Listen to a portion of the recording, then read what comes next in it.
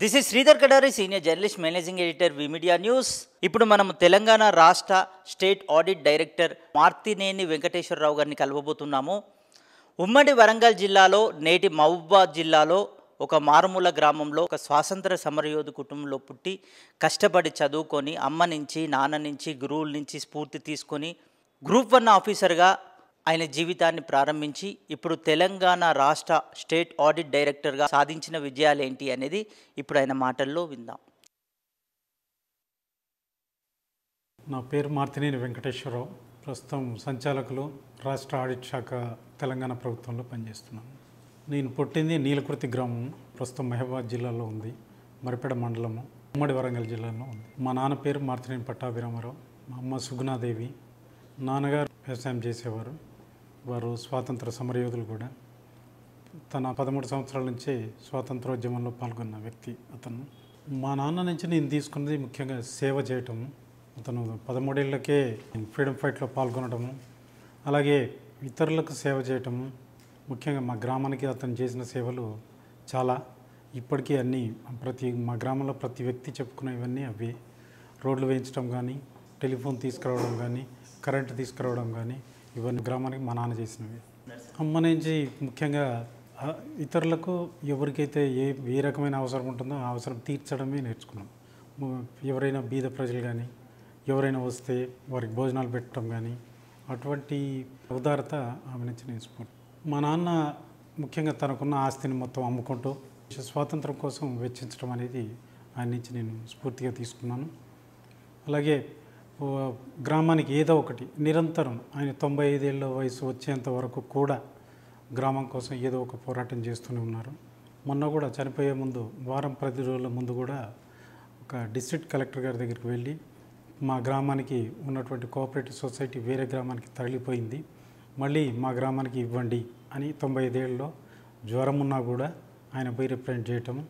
So అతని నుంచి ఒకటి కాదు అనేక రకాలుగా స్ఫూర్తి పొందే అవకాశం.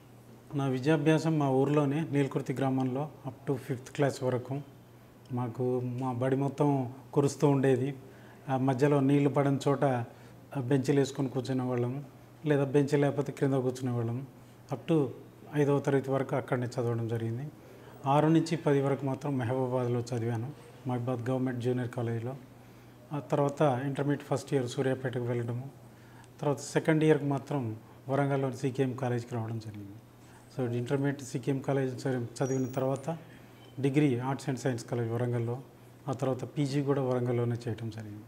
కానీ దాని తర్వాత CSIR fellowship, council of scientific and industrial research, PhD కోసం వాళ్ళు జరిపే పరీక్షలో ఉత్తీర్ణత సాధించి ఉస్మానియా యూనివర్సిటీలో గైడ్ ప్రొఫెసర్ సుందరరామయ్య గారి దగ్గర ఆర్గానిక్ కెమిస్ట్రీలో పిహెచ్డికి చేరడం జరిగింది. ముఖ్యంగా 3 పబ్లికేషన్స్ కూడా వేరే జర్నల్స్లో పబ్లిష్ చేశాను ఆర్గానిక్ కెమిస్ట్రీ. మొదట్లో సివిల్ సర్వీసెస్ మీదనే ఫోకస్ చేయడం జరిగింది.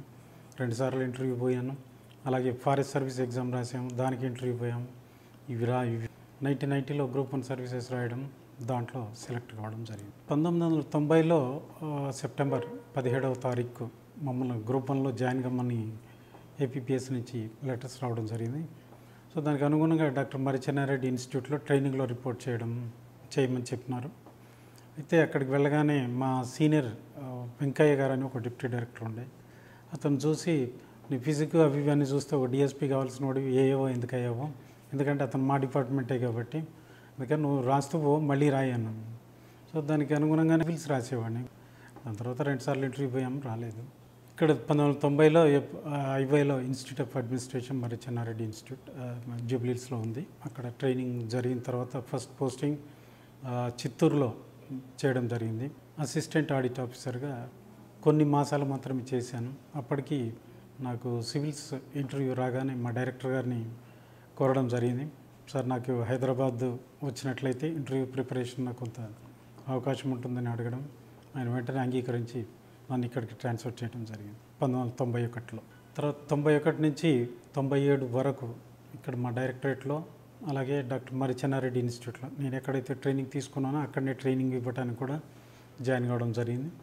97లో ప్రమోషన్ మీద ఆడిట్ ఆఫీసర్గా ప్రమోషన్ రావడం, దానికి అనుగుణంగానే గుంటూరు వెళ్ళడం జరిగింది. గుంటూరు మున్సిపల్ కార్పొరేషన్లో అసిస్టెంట్ ఎగ్జామినర్ ఆఫ్ అకౌంట్స్ అని అక్కడ ఒక 4 ఇయర్స్ చేయడం జరిగింది. దాని తర్వాత గుంటూరులో జిల్లా ఆడిట్ ఆఫీసర్గా 1 సంవత్సరం చేశాను. మళ్ళీ ప్రమోషన్ మీద రీజనల్ డిప్యూటీ డైరెక్టర్గా ప్రమోషన్ పొంది ఏలూరు రావడం జరిగింది. సో ఏలూరు జోన్కు రీజనల్ డిప్యూటీ డైరెక్టర్గా నా సేవలు అందించడం జరిగింది. ఏలూరు తర్వాత ట్రాన్స్ఫర్ అయ్యి కర్నూలు రీజనల్ డిప్యూటీ డైరెక్టర్గా వెళ్ళాను. అక్కడ రాయలసీమ జోన్ మొత్తానికి ఆర్డీడీగా సేవలు అందించడం జరిగింది.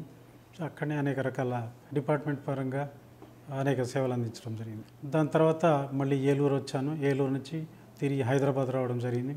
హైదరాబాద్లో TSUFIDC అని Telangana state urban infrastructure development corporation అని అందులో ఒక 6 months చేయడం. దాని తర్వాత GHMCలో చీఫ్ ఎగ్జామినర్ ఆఫ్ అకౌంట్స్గా స్వల్పకాలము, దాని తర్వాత డైరెక్టర్గా ప్రమోషన్ పొంది ఇక్కడికి రావడం జరిగింది. ముఖ్యంగా మనది మధ్య తరగతి, దిగువ మధ్య తరగతి అనుకోవచ్చు. అక్కడ ఏంటంటే ఎవరిని చూసినా కూడా చిన్న చిన్న ఉద్యోగస్తులను చూసినా కూడా మాకు ఎంతో పెద్దగా కనపడేది. సో నేచురల్గానే ఆ ఉద్యోగం వస్తే చాలేమో అన్న ఇదిలో ఉండేది. బట్ డిగ్రీకి వచ్చిన తర్వాత మా లెక్చరర్స్ ఒకరిద్దరు సివిల్స్ రాయడం మొదలుపెట్టారు. వాళ్ళని చూసి కొంత ఇన్స్పైర్ అయినాము. దానికి అనుగుణంగానే సివిల్స్ రాయడము, Group 1 రాయడం జరిగింది. కాకపోతే డైరెక్టర్ ఇక్కడ HOD అవుతానని అనుకోలేదు. హ్యాపీనెస్, ప్రభుత్వానికి సేవ చేస్తున్నాం అనేది నాకు ప్రత్యేకమైన సంతోషము. మా ఆవిడ గీత ఇన్కమ్ చేసింది. సో గృహిణిగానే స్థిరపడింది. పెద్ద అబ్బాయి రోహిత్, మా అమ్మాయి మోక్షశ్రీ. మా అబ్బాయి ఇంజనీరింగ్ అయిపోయింది. తను కూడా ప్రభుత్వ సర్వీస్లోకి రావాలనే ఉద్దేశంతో సివిల్ సర్వీసెస్కి ప్రిపేర్ అవుతున్నాడు. మా పాప ఇంటర్మీడియట్ చదువుతుంది. నేను ఈ విజయాన్ని మొత్తాన్ని సమాజానికి అంకితం చేస్తాను. ఎందుకంటే సమాజమే నా ప్రేరణ. కాకపోతే ఇటు తల్లిదండ్రుల నుంచి స్ఫూర్తి పొందాను, అలాగే మా ఆవిడ నుంచి సహకారం పొందడం జరిగింది. మా పిల్లలు కూడా ఇతోధికంగా కొంత త్యాగం చేశారని